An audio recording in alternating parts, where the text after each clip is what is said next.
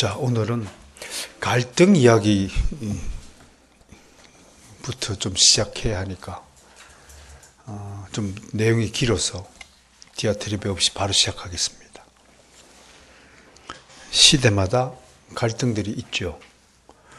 특히 이제 옛날에는 큰 덩어리로 구세대와 신세대의 갈등이 있었다면 요즘은 갈등들이 쪼개지는 것 같아요.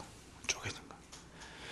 특히 이제 페미니스트들로 인해서 남자와 여자의 갈등도 막 최고조로 달하고, 특히 신세대들 사이에서도 갈등들이 쪼개지고 있다. 신세대들도 세대 구분이 있어요. 70년대를 기준으로, 70년대를 기준으로 그 이전 세대를 무슨 세대라고 부르냐면 사회학에서 베이비붐 시대라고 그래요. 베이비붐 시대. 그럼 그 이후 세대가 X세대. 정체를 알 수 없는 세대다. 그래서 X세대라고 이름을 붙였다고 하네요. 그리고 80년대 이후에 이 베이비붐 세대를 다른 말로 뭐라고 부르냐면 맞벌이 부부다 이렇게 얘기해요. 이 맞벌이 부부가 낳은 자녀들을 밀레니얼 세대라고 하는 거예요. 그러니까 밀레니얼 세대는 다른 말로 하면 거의 통제가 안 되는 세대다. 이때부터 이제 무슨 일이 일어났냐면 이제 아이 하나 갖기 운동. 이때부터 이 세대가 대부분 아이 집안마다 하나 아니면 둘, 많아야 둘 되는 시대니까 이제 밀레니얼 세대 그러면 천상천하 유아독존 세대다. 누구 말도 듣지 않는다. 이런 세대가 됐다. 그러니까 이런 신세대들의 특징이 뭐냐면 자기중심적이고 이기적이고 기존의 가치관이나 주장들을 거부하고 굉장히 세속적이라는 겁니다. 돈만 있으면 다 된다. 이런 가치관에 함몰된 세대다. 그렇게 평가하는 겁니다. 그래서 이 세대들이 제일 싫어하는 사람이 있대요. 기성세대들. 자기 일에 간섭하는 사람을 이 사람들이 뭐라고 부르냐면 꼰대라고 불러요. 그래서 내가 사전에 찾아봤어. 꼰대가 뭘까? 부정적인 언어로 남보다 서열이나 신분이 높다고 여기고 자기가 옳다는 생각으로 남에게 충고하거나 또 남을 무시하고 멸시하고 등한시하는 것을 당연하게 여기는 자. 가만히 생각해, 목사야 이게. 목사는 꼰대야. 이게 돼 있어. 다시 말해서 꼰대는 본인의 과거 경험에 비춰 현재를 마음대로 판단하는 늙은이를 언어적으로 부르는 호칭이다. 특히 요즘에 베스트셀러가 하나 있는데 90년대생이 온다. 그런 책이 있어요. 이 90년대생들이 이후생들이 이 밀레니얼 세대를 대표하는 세대 특징들이에요. 이 세대들이 꼰대에 대한 저항 의식이 가장 강한 세대다 이렇게 분류하고 있어요. 이들은 꼰대를 아무것도 모르면서 잔소리만 하는 뒷방 늙은이다. 여기도 목사가 해당돼. 그래서 90년대생이 온다는 책이 베스트셀러다. 저도 읽었어요. 구입해서. 그랬더니 이게 대체 불가한 아이들이다. 대체 불가다. 여러분, 우리나라 이야기 좀 하죠. 한국이 어떤 나라냐? 60년대부터 세계 평균 경제 성장률을 완전히 웃도는 나라, 세계 최고 1위의 성장 국가가 되었어요. 그때 우리 국민들은 똘똘 뭉쳤어요. 저 어렸을 때만 해도 새벽 종이 울렸네, 새 아침이 밝았네, 새마을 운동 열심히 쓸고 닦고 헌 기아 다 내려가지고 쓰레트 지붕을 다 바꾸고 길을 정비하고 농로 수로를 개발하고 동네 아스팔트를 깔고 정말 우리 어렸을 때 열심히 했던 것 같아요. 그래서 고도 성장이 이루었어요. 여기에 대기업에 활약과 성장으로 인해서 많은 청춘들에게 일터를 제공했고 취직을 못해서 굶어 죽는 사람이 없는 나라가 되었어요. 이게 한국이었어요. 진짜로 외국계에서 보면 한국은 기적의 나라입니다. 야, 저 사람들은 어떻게 저렇게 단시간에, 여러분 세계 지도 한번 보세요. 우리나라가 얼마나 커요, 그죠?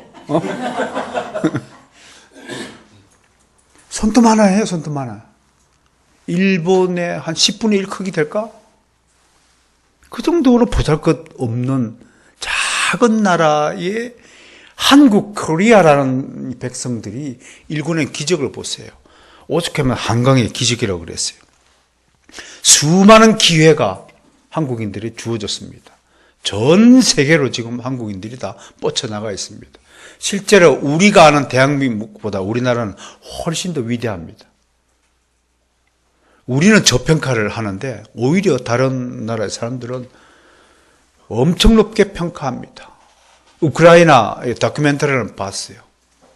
한글 강좌를 하는데 7,000명이 몰렸습니다. 감당이 안 된답니다. 교재가 모자란답니다. 물었습니다. 넌 왜 한글 배우고 싶으니? 저는 한글 배워서 경제학 전공해가지고요. 한국의 경제 성장 모델을 그대로 배워서 우리나라에 발전시키는 주역이 되겠습니다. 이야, 우리나라 애들한테도 이런 소리 좀 들었으면 소원이 없겠어, 죽기 전에. 멋져요. 한국을. 그런데 참 호사다말하고 좋은 일만 있는 게 아니에요. 여러분 다 기억하시겠지만 1997년 IMF 사태가 벌어졌어요. 그게 뭘 얘기해요? 부도가 났다 이겁니다. 부도가. 사업하는 사람이 그냥 망했다 이겁니다. 그 얘기는 빚이 더 많아졌다 얘기입니다. 여러분 개인적으로 불행한 인생이 무슨 인생입니까? 수입보다 지출이 많으면 어떻게 돼요? 마이너스 인생 되는 거 아니에요? 빚쟁이가 되는 거죠. 그때부터. 대한민국이 빚쟁이가 됐어요. 그러니 성장 에스컬레이터가 딱 멈춰져 버렸죠. 그게 20년 전에 일어났던 일, 우리에게 일어났던 일입니다. 실제로. 그런데 정말 우리 민족 대단한 민족입니다. 다른 나라는 IMF 부도가 났으면 이렇게 성장하지 못해요. 회복할 수 없어요. 우리 대한민국 한민족은 오뚜기예요, 오뚜기. 정말 강한 민족이다.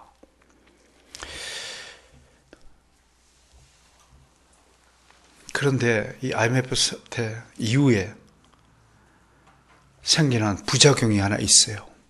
그게 뭐냐면 갈등이에요. 심각한 사회적 갈등이 생겼어요. 완전히 쪼개지고 말았어요. 뭐 여러 가지로 쪼갰어요. 부자와 가난한 자, 정치적으로 뭐 좌파와 우파 갈라지고 쪼개지고 기독교 교회도요. 완전히 쪼개지고 말았어요. 더 비극은 한번 휘청거리니까 이제는 사람들이 모험과 도전을 하지 않으려고 해요. 기업들도 안전한 투자만 하려고 그래요. 이 얘기는 뭐냐면 기업이 확장이 안 되고 있는 것 가지고 가진 것 가지고 꽁 쥐고 나만 먼저 살아야 된다. 내가 먼저 사는 데 me first 사회 분위기가 도래하니까 투자가 안 되는 거예요. 투자가 안 되면 뭐가 사라지나요? 일자리가 사라지는 거예요. 그래서 요즘 나타나는 기현상이 뭐냐면요. 많은 청춘들이 대학을 졸업하고도 취직을 못하니까 뭘 준비하냐면 공무원이 되겠다고 9급 공무원 시험을 준비하는 거예요. 서울대를 나오든 고대를 나오든 성대를 나오든 인류대학을 나온 사람들이 공무원 준비를 하고 있는데 이들을 공시생이라고 불러요. 2017년도 9급 공채 시험에 22만 8,368명이 몰렸는데 합격률이 1.8%래요. 약 2%가 안 돼요. 근데 기자가 물었어요. 그 나머지 98% 시험에 떨어진 98%는 뭐합니까? 뭘 할까요? 네네네네. 공무원 재시험 준비를 한답니다. 답은 오히려 간단해요. 그러니까 날로 공시생이 쌓여가는 거예요. 한 해에 22만 명, 8,368명, 한 8,000명만 합격하고 20만 명은 재수예요. 그 다음에 20만 명이 40명, 그 다음에 3년만 가도 60만이에요. 지금 공무원 준비생이 76만 명이랍니다. 이 76만 명이 옛날 같으면 산업 현장에서 일을 해서 경제적인 성과를 올려야 되는데 이들이 시험 공부 준비하느라고 전체 국가의 손실이 연 17조 원에 달한다고 합니다. 안 놀라시네. 우리가 매년 17조 원을 까먹고 있다 이겁니다. 국가 경제로 치면 이게 한국 사회라고 하는 겁니다. 그야말로 한국의 젊은이들 사회는 적자 생존, 약육 강식, 정글 속의 아비규환이다 그렇게 평가합니다. 이런 우리 젊은이들의 형편을 좀 지도자들이 실감 있게 좀 느꼈으면 좋겠어요. 그럼에도 이들을 이해하지 못하는 꼰대들의 간섭과 지적질과 헛된 충고들이 이들 가슴을 후벼 파고 멍들게 한다는 것입니다. 이 신세대들이 가장 듣기 싫어하는 충고 아닌 충고의 말이 뭐냐? 1위가 기회는 공정하고 나에게도 기회가 찾아온다 라는 말이라는 겁니다. 청춘들은 기회는 쟁취하는 것이요 자연스럽게 나에게 다가오는 것이 아니다. 수단과 방법을 가리지 않고 짓밟으라서라도 내가 그 기회를 내가 먼저 쟁취해야 된다. 이게 한국 사회 되었다고 하는 것입니다. 가진 자, 힘 있는 자가 기회를 먼저 쟁취하는 거예요. 요즘 사회가 둘로 쫙 쪼개졌는데 이 사태가 던지는 진짜 위험이 뭐냐면 불법이냐 아니냐는 평면정에서 불과합니다. 그게 중요한 게 아니에요. 진짜 무서운 일은 이 일로 인해서 선악의 구분이 사라지는 거예요.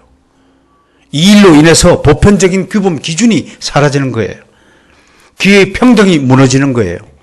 아무도 악행과 범죄와 비도덕적인 일에 양심 운운하며 그 책임을 물을 수 없는 아비규환의 사회가 도래하는 것이 진짜 무서운 일이에요. 이제 빛과 어둠이 구분이 안 됩니다. 그런 사회가 이미 되어버렸습니다. 완전한 다원주의 사회가 되었어요. 네 주장도 옳고 내 주장도 옳다라고 하는 사회는 희망이 없는 사회입니다. 그게 진리 상대주의라고 하는 겁니다.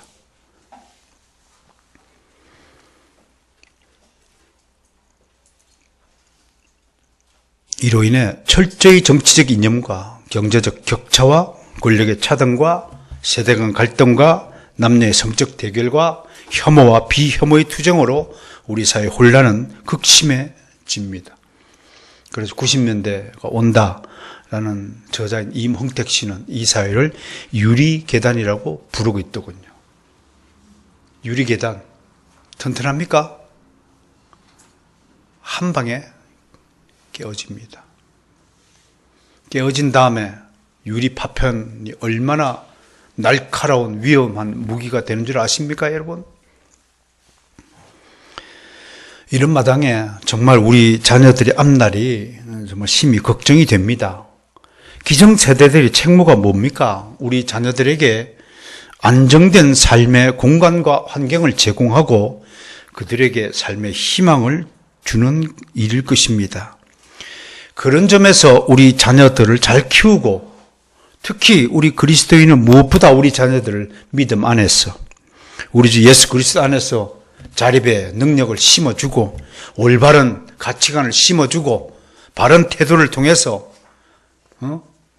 건강한 미래의 일꾼으로 세워주는 것이 우리의 책임입니다. 물론 그리스도인이라고 하여서 사회에 영향을 받지 않는 것이 아닙니다. 오히려 갈수록 세속화는 사회에 물들어 주의 자녀들도 교회의 영향을 벗어나서 자꾸 세상의 일을 즐기려 합니다. 교회는 쾌쾌 모은 곳이고 재미없는 곳이고 여기서는 뭐 즐길 것이 없다라고 생각하는 것입니다. 진짜 만나는 음식은 이곳에 있는데 진짜 건강에 유익한 음식은 이 교회에 있는데 입맛은 어떻게 돼요? 세상 맛에 길들여져 버린 거예요. 이러한 때 오늘 들려주시는 이 탕자 이야기는 우리에게 정말로 절실한 신앙과 삶의 교훈으로 다가설 것이라고 보여집니다. 오늘 저는 이 본문을 두고 하나의 질문을 여러분에게 던지면서 이 이야기를 진행할까 합니다. 제목처럼요. 누가 탕자입니까? 나는 아닙니다. 그렇게 생각이 드신다면 오늘 이 메시지를 들으시고 마음을 고쳐 먹어야 될 것입니다. 우리 모두가 탕자이라는 사실을 진심으로 깨닫는 시간이 되시기를 좀 축원합니다. 자, 오늘 이야기는 하나의 드라마처럼 펼쳐집니다. 그래서 제가 좀 더 리얼하게 이 이야기를 진행하기 위해서 이것을 연극으로 일단 설정한 다음에 4막으로 구성된 연극이다. 그렇게 하고 1막을 열어보겠습니다. 커튼을 다 열었어요. 11절부터 13절까지가 1막에 해당됩니다. 내용이 뭐냐? 한 아버지에게 아들이 몇 명 있어요? 2 아들이 있어요. 근데 맏아들은 아버지께 순종하는 효자고 둘째 아들은 부모의 속박을 받기 싫어서 자꾸 놀러 다니기를 원하는 아이입니다.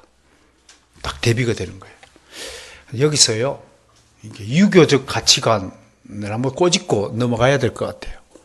제가 늘 강조하는 거지만 우리는 5,000년 동안 머리부터 발끝까지 무슨 주의자였다고요? 네, 지금도 유독교인입니다. 기독교인이 아니라 유독교인이다. 그렇게 부르는 것을 용납해 주시기 바랍니다. 우리가 좀 깨어나고 근신하고 깨어서 참된 그리스도인이 되자고 강조하는 말이니까 용납해 주시길 바랍니다. 유독교인, 유교적 가치관에는 우리 아들도요, 등급을 차등을 두서 부릅니다. 성경은 맏아들, 장자, 둘째 아들 이렇게 부르는데 우리는 큰아들, 작은아들 이렇게 부릅니다. 아들이 무슨 큰아들이 있고 작은아들이 있습니까?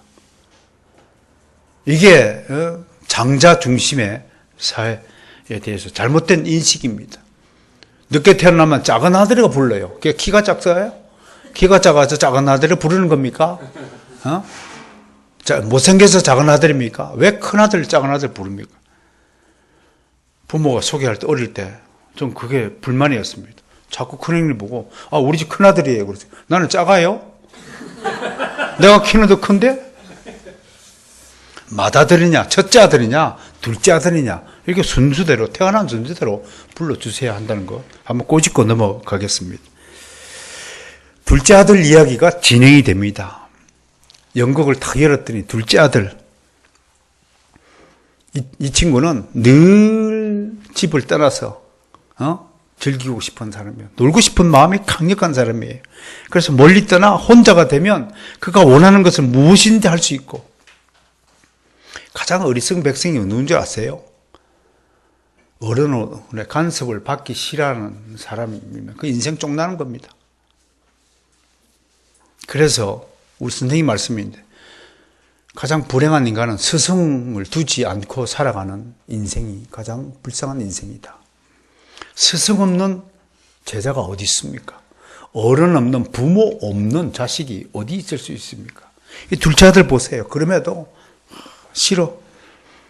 어떻게 하면 아버지의 돈을 가질 수 있을까 하고 그래 머리를 굴리는 거예요.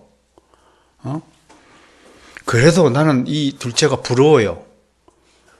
돈이 있으니까 아버지가 돈 있는 부자니까. 가난한 아버지 만나면 뭐예요? 이런 시도도 못해요. 나는 어릴 때부터 포기했어요. 유산이 어디 있어요? 어차피 인생 나는 하나님 앞에 독립적인 존재니까 내가 쪽팔리게 살지 맙시다 밴드 올려놨죠. 그게 내 그 인생 철학하고 비슷해서 올려놨어요. 나는 구질구질하게 남한테 도와달라 이렇게 하지 않았어요. 내 힘으로 살자 어차피 쪽팔리는 짓 좀 하지 말자 이러고 하는 거예요. 신체 지지 말자.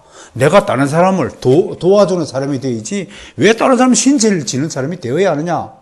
그러니까 내가 쪽팔리지 않게 살려면 내가 할 수 있는 것은 오직 하나밖에 없더라고요. 아무리 생각해도 내가 무슨 재주를 가진 것도 아니고 춤을 잘 추는 것도 아니고 노래를 잘하는 것도 아니고 악기를 잘 다루는 것도 아니고 무슨 특별한 능력을 가진 것도 아니고 가만히 보니까 내가 이것 안 하면 나는 망하는 인생이야. 그러니까 공부밖에 없지. 죽기 살기로. 이것만이 내가 잘 사는 길이야. 뭘 할 거요? 내가 노래 잘했으면 가수 됐지. 뭐하러 목사 돼요? 여러분, 내가 노래 못하는 것을 행복을 알아주시기 바라요. 그래서 여러분이 만난 거예요. 응? 내가 무슨 어릴 때부터 뭐 골프를 배웠어요? 야구를 배웠어요? 특별한 능력이 없어요. 여러분, 유현진이가 그냥 태어난 것 같아요? 걔는 하나님한테 그 다저스 투수하라고 그 은사를 받은 그의 능력을 돌아갔지만 이 아들 보세요. 머리를 굴리는 거예요. 어떻게 하면 아버지 돈을 좀 손에 쥘 수 있을까? 그러다가 발견한 구절이 제가 생각하기에 이 구절을 이 작은 아들이 읽고 아버지한테 제안을 한 거예요. 신명기 21장 가봅시다. 신명기 21장. 꼭 이 둘째 아들이 이 구절을 읽었다고는 보장을 못해요. 제가 말씀을 준비하다 보니까 이 구절이 이 작은 아들을 마음을 이렇게 동요시키는 구절인 것 같아요. 15절 17절 누가 한번 읽을까요? 정태군이 읽을까요? 큰 소리로 시작. 어떤 사람이 두 아내를 두었는데 하나는 사랑을 받고 하나는 미움을 받다가 그 사랑을 받는 자와 미움을 받는 자가 둘 다 아들을 낳았다 하자 그 미움을 받는 자의 아들이 장자이면 자기의 소유를 그의 아들들에게 기업으로 나누는 날에 그 사랑을 받는 자의 아들을 장자로 삼아 참 장자 곧 미움을 받는 자의 아들보다 앞세우지 말고 반드시 그 미움을 받는 자의 아들을 장자로 인정하여 자기 소유에서 그에게는 두 몫을 줄 것이니 그는 자기의 기력의 시작이라 장자의 권리가 그에게 있음이니라. 물론 이 구절은요 재산 상속에 관한 규정이긴 하지만 장자에게 물려주는 유산에 관한 규정이에요. 그 둘째가 해당이 안 돼요. 근데 이제 찾다 보면 이 둘째 아들 녀석은 이제 유산을 어떻게 하면 먼저 받을 것인가, 그게 지금 목적이잖아요.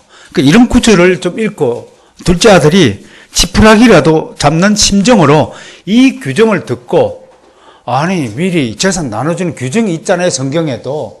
그러니까 뭐 이 구절은 특별히 규정되지는 않았지만 이걸 참조하여서 미리 저한테 재산을 좀 주면 좋지 않느냐라고 졸랐을 것이라고 생각할 수도 있다는 거예요. 이거 얼토당토 않는 억지 논리이긴 하지만 둘째 아들은 이미 자신은 장자가 아니므로 형님에게 2배 주는 거나 인정할게요, 아버지. 그렇게 조를 수도 있다는 거예요. 미리 달라고 해요. 원래 유산은 아버지가 죽은 후에 받는 거잖아요. 살아 생전에 멀쩡히 살아있는데도 이 달라고 조르는 것, 이게 뭐 효자는 아니죠. 그죠? 효자는 아니죠. 그러니까 아버지는 처음에 그런 법이 어딨느냐 하고 이런 지하에 거절했을 겁니다. 거절했어요. 그러면 이제 포기를 해야 되는데 마음을 고쳐먹고, 아버지 제가 잠시 유혹에 빠져서 잘못 생각했군요. 그래야 되는데 이 잔머리를 굴리는 사람은 절대로 포기하는 법이 없잖아요. 어떻든 간에 목적으로 손에 쥐어야 되니까. 야가 빠진 사람의 잔머리는 이런 일에 매우 영리하고 치밀하게 돌아간다는 거예요. 되게 사기꾼의 수법이 이렇잖아요. 둘째 아들은 그래서 또 다른 사례를 조사했을 것이라고 제가 한번 보는 거예요. 이 둘째가 꼭 이런 조사를 했다고는 보장을 못하지만 연극으로 좀 치면 그렇다는 거예요. 그러니까 창세기 25장에 또 한번 봅시다. 창세기 25장 5절과 6절을 한번 보세요. 25장 5절 6절. 정태가 또 한번 크게 읽을까요? 시작. 아브라함이 이삭에게 자기의 모든 소유를 주었고 자기 서자들에게도 재산을 주어 자기 생전에 그들로 하여금 자기 아들 이삭을 떠나 동방 곧 동쪽 땅으로 가게 하였더라. 사후에 받는 줄 알았더니 이 구절 보니까 이 둘째 입장에서 뭐예요? 희망의 메시지를 발견한 거예요. 살아 생전에 지금 자식에게 재산을 물려줬다는 거예요. 이 구절을 근거로, 아니, 아버지, 우리 조상 아브라함 할아버지도 생전에 자식에게 이렇게 재산을 나눠줬잖아요. 근거가 되잖아요. 그런데 사실일까요? 자세히 따져보면 이건 뭐예요? 아브라함이 재산을 나누어 준 시기는 죽기 바로 직전이었다는 사실이에요. 멀쩡히 지금 아버지가 살아있잖아요. 지금 이 경우는. 그래도 해당이 안 돼요. 근데 이걸 가지고 보세요. 7절, 8절 뒤에 아브라함이 죽기 직전인 게 뭐예요? 바로 이어지는 보도가 뭔가요? 아브라함의 향년이 175세라. 그의 나이가 높고 늙어서 기운이 다하여 죽어 자기 열조에게 돌아가며 죽기 직전에 유언하고 다 유산 나눠주고 편히 돌아갔다는 것을 알 수 있어요. 그런데 오늘 주인공인 이 둘째 아들은 아버지가 멀쩡히 살아있고 건강한데도 재산을 미리 나누어 달라고 한 것입니다. 이런 자식 부모는 참 가슴이 쓰릴 것 같아요. 그래 효자가 복입니다. 불효자는 늘 부모를 슬프게 하고 불순종하고 무리하게 굽니다. 그럼에도 조금 더 미안하거나 물러섬이 없습니다. 그럼에도 아버지 보세요. 둘째 아들의 요청을 수락합니까? 수락하지 않습니까? 수락합니다. 결국 재산의 3분의 1을 아마 현금으로 바꾸어서 둘째 아들에게 주고 3분의 2는 맏아들을 위해 남겨두었습니다. 물론 맏아들은 아버지가 돌아가실 때까지 자신의 몫을 요구하지도 않았고 실제로 소유하지도 않았습니다. 13절 보세요. 이제 유산을 손에 쥐었습니다. 이 둘째 아들이 어떻게 행동합니까? 그 구절 보세요. 며칠이 안 돼서. 이 나쁜 녀석 보세요. 그래도 좀 돈 받았으면 아버지 감사합니다. 그동안에 제가 불효한 행동을 많이 했는데 떠나가기 전에 아버지 엄마 뭐 기쁘게 해드릴 일이 뭐가 있겠습니까? 제가 그거라도 해드리고 떠나갔습니다. 그래서 한 달이나 좀 있다가 떠나야지. 이놈 자식 돈 받자마자 며칠이 안 돼서 돈을 전부 가지고 먼 나라로 떠납니다. 실제로요, 교회사 자료를 보니까요, 아주 많은 유대인들이 자기 나라를 떠나서 이국을 행했습니다. 실제로 이 당시에, 예수님 당시에 팔레스타인 지방에는 약 50만 밖에 남아있지 않았대요. 그러면 다른 지역으로 전부 이사간 사람을 디아스포라 백성이라고 그랬잖아요. 그게 400만 명에 달했대요. 그런데 이게 특징이 있어요. 디아스포라의 특징은 뭐냐면 가족이 함께 떠나는 것이에요. 얘처럼 혼자서 몰래 떠나는 경우가 없는 거예요. 그 얘는 디아스포라도 아닌 거예요. 그냥 놀러 가는 거예요. 대책이 없는 녀석이죠. 그리고 오늘 성경 구절에서 먼 나라로 떠났다라는 보도를 주목해야 합니다. 여기 두 가지 의미가 있어요. 하나는 아버지의 간섭을 앞으로는 받지 않고 살겠다. 내가 하고 싶은 대로 살겠다. 이걸 우리가 망종이라고 그래요. 지 맘대로 살겠다고 하는 작자를 우리 역사에 망종이라고 불러요. 다른 두 번째 의미는 더 이상 가족과도 인연을 맺지 않고 나 홀로 살겠다. 불효자의 특징이 뭡니까? 가족을 버리는 겁니다. 가족의 일에 나몰라라 하면 그 불효자입니다. 여러분, 우리가 같은 부모의 피부치를 통해서 태어나게 한 것, 정말 하나님의 가장 귀한 인연이죠. 그렇지 않나요? 그래서 소중한 겁니다. 형제가 뭡니까? 형제는 심장은 따로따로 연결되어 있지만 영적인 심장은 하나로 연결되는 것이 형제 자매입니다. 그래서 형제 자매가 아프면 육적인 심장은 따로따로 뛰고 있지만 영적인 심장이 한 부모의 심장을 소유하고 있기 때문에 아픈 거예요. 저와 여러분의 심장이 그런 영적으로 연결되어 있는 심장이 되기를 축원합니다. 그래서 여러분들이 저를 괴롭히면 내가 속이 쓰린가 봐요. 근데 왜 여러분들은 내가 전해드리는 좋은 영적인 교훈을 받으면 고마워하지도 않고 당연히 받는 것처럼 매주 나눠주는 유산 가지고 즐기기만 하고 그게 형제 자매라는 거예요. 얼마나 귀한 것입니까, 사실은. 이런 것들을 좀 의미를 알고, 제가 이 발견한 영적 심장에, 하나된 영적 심장, 의미를 좀 깨우치시고, 형제 자매뿐만 아니라 육신의 가족뿐만 아니라 이렇게 교회 가족까지도 정말 진심으로 사랑하는 그런 분들이 되시면 제가 눈 감고 죽을 수 있겠습니다. 그런 성숙한 성도가 되시길 바랍니다. 자, 이제 1막이 끝났습니다. 1막은 참 슬픈 이야기인 것 같아요. 새드 스토리 같아요. 마지막에 촥 커튼이 닫으면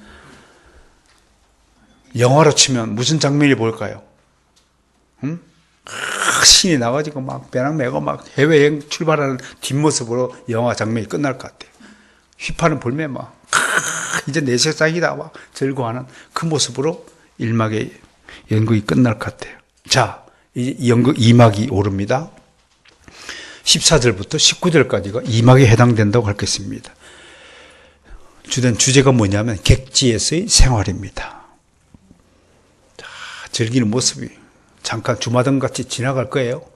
호텔에서 막 땡기고 막 부고 마시고 막 붓고 놀러다니고 춤추고 막 잠깐 영화의 장면이 이렇게 스쳐 지나다가 결국은 어떻게 돼요?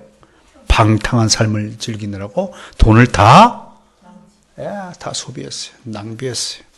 이거를 오늘 성경이 뭐라고 하냐면 허랑방탕이라고 그래요. 허랑이 뭐예요? 헛된 사내, 헛된 삶이다 이거예요. 방랑할 때랑자, 사내랑자. 아무튼 여러분 일을 하면 반드시 성과가 나타나요. 맞죠? 공부를 하면 반드시 성과가 나타나요. 그런데 물거품처럼 사라지는 것이 뭐예요? 노는 일이에요. 노는 일에는 결과가 있어 없어요? 뭐만 있어요? 피곤하다. 피곤하다. 좀 더 찾아. 좀 더 찾아. 그것만 남아요. 그런데 또 중요한 게 있어요. 일하는 거 잘하려면 뭘 해야 되냐면 배워야 돼요. 공부 잘하려면 어떻게 해야 돼요? 배워야 돼요. 노는 거는 배울 필요가 있어요, 없어요? 내가 노는 거 가르치는 학당 있으면 내가 좀 조사 좀 해봐요. 잘 노는 법 가르치는 학교 있나요? 그럼 본능적으로 따라가는 거예요. 이 아들이 그런 아들이었어요. 허랑방탕했어요. 모든 돈을 탕진했어요. 이 둘째 아들의 능력은 어디서 나타났습니까? 오직 돈에 달렸습니다. 근데 그 능력의 근원인 돈이 다 사라지니까 이 아들은 어떻게 무능력자가 되어버리고 말합니다. 일하는 돈을 버는 기술을 한 번도 배워본 적이 없어요. 여러분, 돈을 벌지 못하는 남자는요, 남자 아닙니다. 하나님은 아담을 징계하면서 넌 돈 벌어라 라고 명령하신 겁니다. 이마에 땀을 흘려야 네가 먹고 산다 라고 한 것은 돈을 버는 기술을 배워야 하는 것입니다. 허랑방탕한 이 녀석의 특징이 뭐예요? 한량의 특징이 뭐예요? 돈 버는 기술을 배우지 못한 거예요. 평생 동안 돈을 쓰는 것만 배운 거예요. 그렇게 살아야 되지 않아요? 돈이 없으니까 먹을 거 사지도 못하고 돈이 떨어지니까 지낼 것도 마땅치 않고 이게 또요, 이 방탕한 아들의 특징이 뭐냐면 꼴에 한 푼도 없는 놈이 또 호텔에서 자야 된대, 또 레스토랑에서 밥을 먹어야 된대. 참 쪼다도요 상쪼다가 있습니다. 아시나요? 상쪼다가 있어요. 지 처지도 모른 채 입만 고급이 돼가지고 눈만 고급이 돼가지고 그러면 안 됩니다. 토요일 날 선 목사님 특강 와서 와이셔츠 사는데 이거 얼마 짜리인지 알아? 5,000원짜리래요. 경건한 사람이 5천원짜리 입으면요 50만원짜리가 되는 겁니다. 이 와이셔츠 얼마인 줄 아세요? 11,000원짜리입니다. 어때요?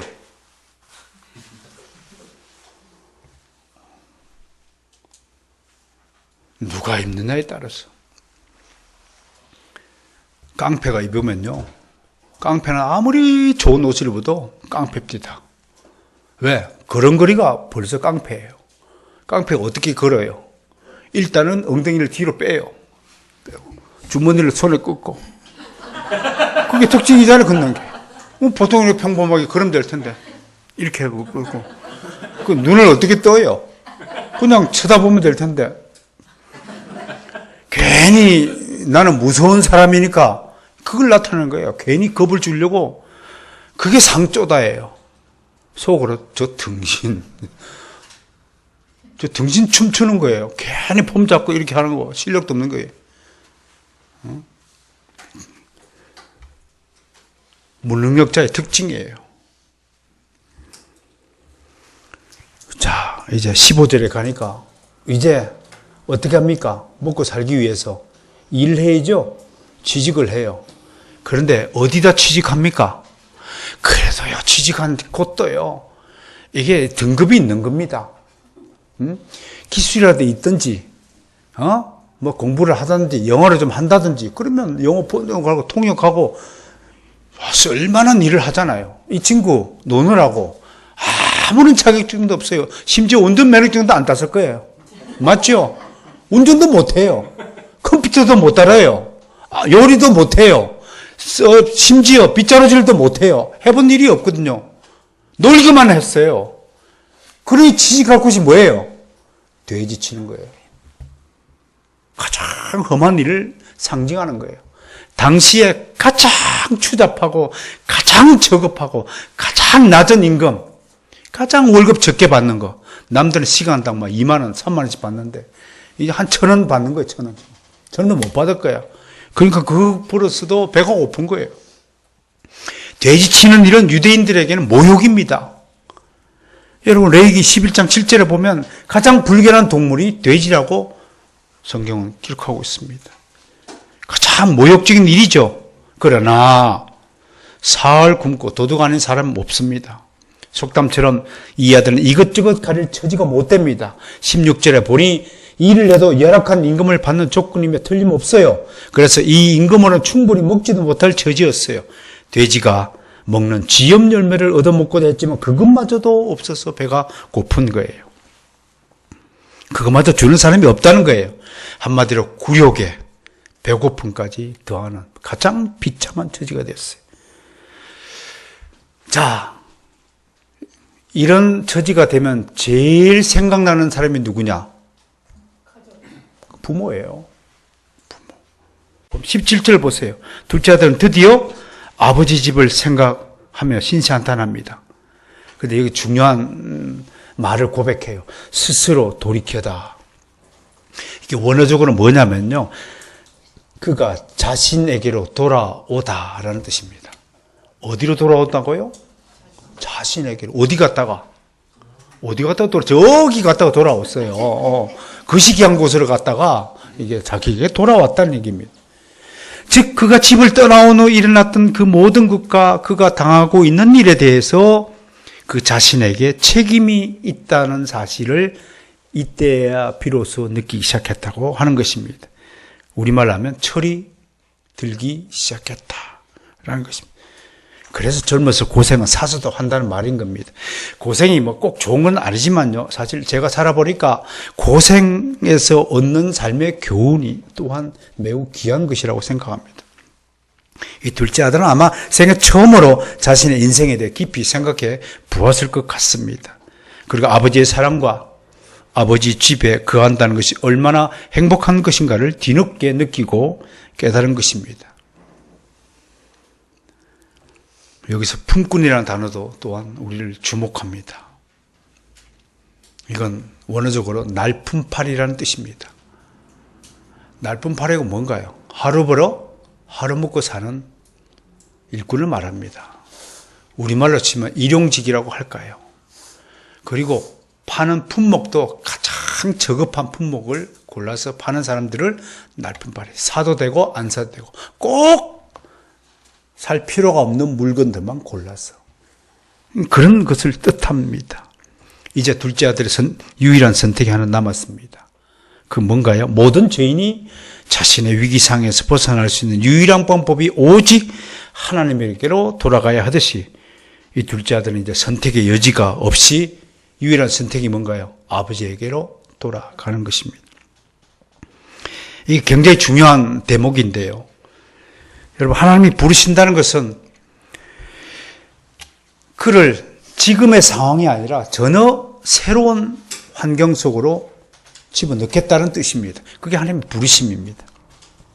그러므로 모든 죄인은 하나님이 부르실 때 즉각적으로 반응하고 하나님께로 달려가야 한다. 이게 성경의 이야기입니다. 특히 하나님이 제일 좋아하시는 사람이 누구냐면 하나님의 이름을 부르거나 무엇을 물었을 때 즉각적으로 대답하는 사람을 하나님이 굉장히 기뻐하십니다. 대답 잘하는 사람이 하나님의 총애를 받습니다. 불효자의 특징이 뭐예요? 그 시기야! 대답 안 해요. 딴짓해요. 그 시기야! 두 번째 불러도 쑥 쳐다보고 대답 안 해요. 세 번째 불러야 겨우 한다는 대답이 뭐냐면 뭐예요? 이게 불효자의 특징이에요. 허랑방탕한 녀석의 대답이에요. 대답 잘 안 해요. 내 인생에 당신이 왜 자꾸 간섭하느냐, 오라가라 하느냐, 내 식대로 냅둬라, 이런 저항의식이 남아있는 거예요. 여러분, 이사야 선지자 어떻습니까? 하나님이 범죄한 이스라엘 백성을 위해서 내가 누구를 보내며 우리를 위하여 누가 갈꼬 했더니 이사야 6장 8절에 이사야 선지자가 기다렸다가 바로 즉시 대답합니다. 아버지, 내가 여기 기다리고 있습니다. 아버지가 나한테 심부름 시키기를 기다리고 있습니다. 내가 여기 있나이다. 그걸 히브리어로 힌넨이라고 합니다. I'm here. 그 대답하는 거. 참 이거 까탈스러운 애들 키우다 보면 잘 순종 안 해요. 뭐 일 시키면 막 안 해요. 하나님이 물었으면 대답 잘하는 여러분들이 되시기를 여러분 축원합니다. 이제 18절 보세요. 체면이고 뭐고 둘째는 이제 무조건 아버지에게로 돌아갑니다. 여기서 보면 아버지가 직접 그를 부르셨다는 증거는 없습니다. 그러나 성령님의 부르시면은 두 가지가 있죠. 하나는 겉으로 부르는 것이 외적 소명. 속의 마음을 움직이고 아까 뭐예요? 스스로 돌이키다. 누가 그런 마음을 심어 주셨을까요? 하나님이 성령의 내적 소명을 통해서 마음을 변화시킬 거예요. 아, 아버지가 그립다. 놀 때는 아버지가 어디 있어요? 쭉쭉방방 여자만 눈에 보이던 이 녀석이 돈이 떨어지니까 아버지, 엄마가 생각나요. 엄마가 해주는 따뜻한 법이 생각이 나는 거예요. 18절 하반과 19절에서 드디어 아버지께 돌아와 이렇게 고백하는데 이 두 가지예요. 하나는 내가 하늘과 아버지께 죄를 지었습니다. 야, 이제 드디어 사람다운 고백을 하는 거예요. 두 번째 고백이 뭐예요? 나를 아들로 여기지 말고 품꾼의 하나라도 취급해도 무방합니다. 먹는 것만 해결해 주셔도 감사하겠습니다. 쭉 다 고생을 해봐야 돼. 여러분, 애들 가출하면 말리지 마세요. 돌아올 때까지 절대로 찾지도 말고. 오늘 이 아버지 특징이 뭐예요? 가출한 아들 위해서 찾지 않았어요. 가만히 내버려두세요. 죽으면 죽으리라. 이게 자식 키우는 비법입니다. 죽으면 죽으리라. 그가 마귀 자녀면 죽어도 좋은 일입니다. 그러나 여러분, 그가 하나님의 자녀라면, 믿는 부모 밑에 태어난 자녀가 하나님의 자녀가 아닐 리가 없다는 굳센 믿음이라면 하나님께서 다루십니다. 목숨 하나님이 지켜주십니다. 이것을 믿지 못하고 하는 것은 이건 믿음의 문제입니다. 믿음이 없든지 있든지 또는 믿음이 강한 믿음이든지 약한 믿음인지 둘 중에 하나일 것입니다. 하나님께 의지하시면 하나님이 이렇게 마음을 변화시켜 주십니다. 여기서 이 둘째 아들이 자신이 저지른 행위를 단순히 실수나 잘못으로 여기지 않고 죄라고 여겼다는 점을 주목해야 합니다. 이것이 바로 둘째 아들의 변화를 짐작케 하는 대목이다 이겁니다. 돈밖에 몰랐던 타락의 아이콘이 드디어 자신의 죄를 인정하고 전에도 얘기했죠. 죄인의 특징이 뭐예요? 절대로 자기 죄를 인정하지 않습니다. 자기 잘못을 죽어도 인정하지 않습니다. 이 몰인정, 불인정, 부정이 한국 사회를 좀 뒤덮고 있잖아요. 그런 죄인이 자신의 죄를 인정하고 용서를 구하는 태도로 변모한 것은 놀라운 성령님의 역사, 성령님의 개입의 결과다라는 것입니다. 이제 3막입니다. 20절부터 23절이에요. 둘째 아들이 다시 돌아왔습니다. 20절에 보니까 거리가 먼데 아버지가 금방 아들을 알아보고 그를 측은히 여기고 달려가 목을 안고 입을 맞췄다고 하네요. 어떻게 아들이 돌아온 날을 기다렸다는 듯이 이렇게 타이밍이 절묘하게 맞아떨어질 수 있습니까? 이것은 오직 하나의 이유로만 설명이 가능합니다. 아버지는 매일같이 마을 어귀를 바라보며 둘째 아들이 돌아오기를 기다리고 있었다 하는 것입니다. 이것이 아버지의 사랑입니다. 이 아들은 아버지의 사랑을 감당치 못하겠다고 21절에서 고백합니다. 이제 양심적이죠? 예? 우리 아들들도 이런 고백을 할 날이 있을 것이라고 저는 믿습니다. 그래서 아버지는 오히려 집안의 종들로 하여금 제일 좋은 옷과 가락지와 신발을 입혀주도록 합니다. 22절입니다. 여기서 옷은 뭐냐? 잔치에 참석할 수 있는 예복을 말합니다. 가락지는 주인의 권위를 나타냅니다. 신발은 더 이상 노예가 아닙니다. 너는 자유민이다. 당시 사회 풍습으로 노예나 종들은 신발을 신지 못했어요. 신발을 신었다는 것은 너는 더 이상 종이 아니다. 노예가 아니다. 내 주인의 아들이다. 라는 것을 회복시켜주는 것은 상징적인 요소입니다. 우리 보세요. 우리 성도들. 이미 우리 성도들에게 이 세 가지를 다 주셨어요. 우리는 천국잔치에 들어갈 때 입어야 하는 하늘나라 예복을 이미 받았습니다. 그리고 성령께서 우리 안에 내주하셔서 우리를 인쳐주셨습니다. 그리고 복음의 신을 신고 다니며 이제 열심히 복음을 전해야 될 의무를 받았습니다. 그것이 이 세 가지 징표가 주는 교훈입니다.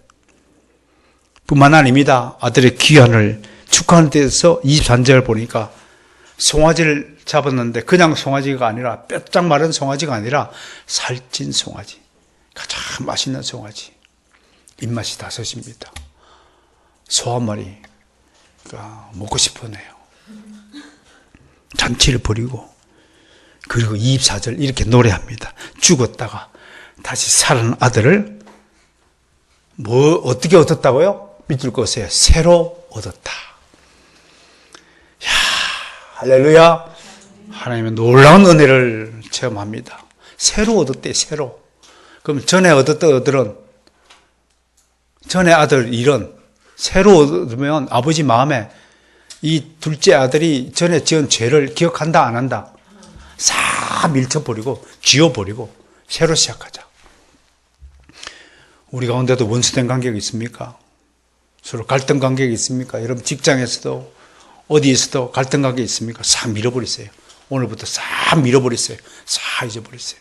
그리고 하나님께 맡겨주십시오. 다윗처럼 나를 괴롭히는 악인이 있으면 하나님이 책임지고 저 악인을 막아달라고 기도하시면서 나는 나대로 그 악인이 있든지 없든지 그냥 없는 것처럼 생각하고 그냥 편안하게 지내서 한번 보세요. 그게 새로 얻었다는 말씀 의미가 이렇게 적용이 될 수 있을 겁니다. 이제 사막입니다. 24절부터 32절. 주인공은 드디어 맏아들이 등장합니다. 잔치가 무르익었네요. 무대에 갑자기 맏아들이 등장하네요. 맏아들은 놀다가 집으로 돌아온 게 아니죠? 밭에 나가 일하다가 돌아왔어요. 25절 보니까 그래요. 26절 보니까 집에 오니까 풍악 소리가 들려요. 이게 뭔 짓이에요? 한 번도 맏아들이 경험하지 못한 일이 눈앞에 펼쳐진 거예요. 그래서 물었어요. 그랬더니 27절에 종이 이렇게 대답해요. 당신 동생이 돌아와서 살찐 송아지도 잡고 잔치를 한다라고 대답을 했어요. 그러니까 28절에 뭘 느꼈어요? 분노를 느꼈어요. 여기서 28절 노하다라는 헬라어 단어가 오르기조라는 단어가 써 있는데 이거는 굉장한 분노, 절대로 용서할 수 없는 분노를 가리킵니다. 어디서 보면 마태복음 18장 34절에 보면 빚을 탕감받은 종이 너도 가서 다른 너에게 빚진 자를 용서해 주라고 했는데 이 친구를 어떻게 해? 오히려 받은 은혜를 이용하였고 더 많은 빚을 받아내려고 하니까 주인이 잡아다가 옥에 가두었다 할 때 이따 오르기조를 써요. 계시록에서는 완전히 영원한 감옥에 가둘 때 하나님의 진노를 오르기조 한다는 거예요. 그 마다들의 화가성이 어디까지 뻗쳤는지 알겠죠? 머리 끝까지 화가 난 거예요. 지금 머리가 돌아버린 거예요. 지금 그게 오르기조 하는 거예요. 절대 용서 않는 거예요. 그러니까 아버지가 항의하죠. 어떻게 이런 잔치를 나를 위해 베풀어진 적 없으면서 이런 잔치를 동생을 해주냐. 29절에서 그리고 30절에 창녀가 뒹굴다 모든 재산을 탕진한 이 녀석이 돌아왔다고 잔치를 벌이는 것이 말이 되느냐 하고 아버지가 적극 항의합니다. 그러나 이 마다들에게 결정적인 하자가 숨어 있습니다. 그 세 가지를 여러분 소개하겠습니다. 첫째, 29절 보면서 그는 이렇게 말합니다. 자기는 평생 동안 아버지를 섬겼다라고 말합니다. 이 단어가 딜리오라고 합니다. 노예처럼 종처럼 섬겼다. 원어적으로 풀이하면 그렇습니다. 그러니까 이 마다들은 자발적인 기쁨이 아니라 자발적으로 아버지를 사랑하여서 아버지 일을 도와준 것이 아니라 마다들이니까 어쩔 수 없이 내가 해야 되니까 하는 일을 했다라고 지금 그런 의미를 나타내고 있습니다. 그렇다면 문제가 있죠? 그렇죠? 여러분 교회에서 일하는 게 하라 그래서 억지로 하는 겁니까? 억지로 하는 표현이다. 그런 뜻입니다. 두 번째 30절에서 그런 동생을 뭐라고 지칭하냐면 이 아들이라고 표현합니다. 그건 동생이 아니라 이 아들 그러면 이미 경멸의 대상이 된 겁니다. 동생을 사람 취급하지 않는 겁니다. 죄인과 같이 여겼다고 하는 것입니다. 그리고 적어도 자신은 동생처럼 타락한 사람이 아니라 열심히 아버지의 계명을 지키는 자임을 스스로 지금 드러내고 있다는 것입니다. 이 마다들이야말로 바로 예수님이 이 비유를 든 목적이 드러나는데 이 마다들이야말로 바로 바리새인이요 서기관이다. 자기 의의를 가지고 똘똘 뭉쳐있는 사람이다 라는 것을 말씀하고 있어요. 세 번째로 이 마다들은 하나는 알고 둘은 몰라요. 불평하니까 아버지가 31절에서 뭐라고 그러냐면 내 것이 다 네 거다. 네 거다. 그렇게 말씀합니다. 마다들이 이 사실을 믿고 알았다면 그깟 송아지 한 마리 잡아서 동생 위해서 잔치 벌이는 게 뭐가 그렇게 아깝겠습니까? 그게 인색하게 굴 일입니까? 그렇게 넉넉한 재산을 마다들이 다 갖고 있다고 믿었다면 아버지께 다 내 거잖아요. 남은 3분의 2 전부 다 내 거잖아요. 그 동생 돌아왔으면 야, 뭐 지난 일 싹 잊어버리자. 야, 뭐 동생 다시 돌아와서 축하한다. 아버지 한 마리가 되겠어요? 한 마리 더 잡죠. 이게 하나님의 뜻에 맞는 말이고 태도죠. 내가 그랬죠, 여러분. 어디 가서 물건값 깎지 마라. 특히 시금집 하는 할머니 물건값 깎지 마라. 식당 가면 인원수대로 밥 시켜라. 하지 마라, 좀 그런 거. 그게 쪽팔리는 거다. 하지 마라. 인색하게 하지 마라. 여러분, 이런 마다들이 되기를 하나님이 원하시는 거예요. 풍족한 거. 넉넉하고. 야, 동생아, 너 살 집도 없지? 형이 하나 지어줄까? 이 정도 돼야지. 뭐, 어떻게 하는 거예요? 화가 나가지고 말이야. 이 창녀가 뒹굴고 돈 다 써먹는 놈이 어쩌고 저쩌고. 이게 누구예요? 가슴 쳐넣습니다. 이 탕자가 바로 납니다. 고백합니다. 시작. 이 탕자가 바로 납니다. 얼마나 우리가 인색하고 얼마나 모자르고 얼마나 못됐습니까? 이게 마다들이 우리라는 겁니다. 여기서 우리 이 마다들의 태도와 바리새인들을 비교하면 둘은 매우 흡사하다는 것입니다. 그럼 예수님이 비유하시는 바리새인과 서기관들이 누구란 말입니까? 바로 나라는 겁니다. 여기서 우리는 내가 마지막으로 정말 여러분에게 내리고 싶은 게 뭐냐면 바울의 고백처럼 내가 이 모든 죄인들 중에 가장 큰 죄인이라는 사실, 이 사실을 저는 오늘 큰 죄인 의식이라고 정리하여서 여러분께 소개합니다. 오늘 설교 제목처럼 누가 탕자입니까 하는 물음에 대한 하나의 답변이 될 것입니다. 그것은 바로 내가 바로 가장 큰 탕자요, 내가 가장 부끄러운 탕자요, 내가 가장 큰 죄인이라는 사실을 고백하는 것입니다. 이 진실된 고백으로 한 주간 거룩한 삶을 사는 바탕이 되시기를 소망합니다.